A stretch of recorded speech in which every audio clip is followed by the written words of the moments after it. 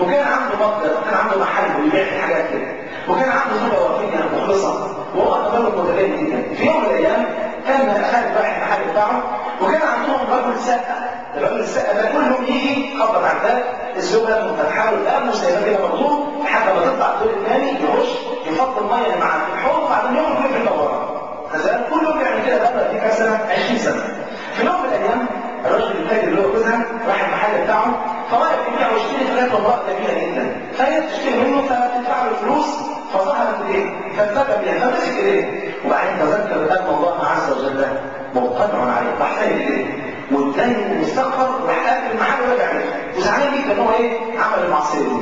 فراح يذكر لا ده حصل مني امر غريب جدا، قال له استنى ده انا حصل النهارده عندي امر لازم احكي لك الاول. ايه هو؟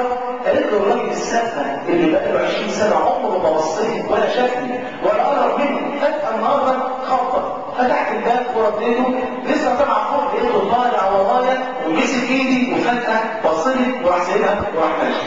فتبسم الزوج وقال دقه بدقه ولو زدت لزاد الصبر.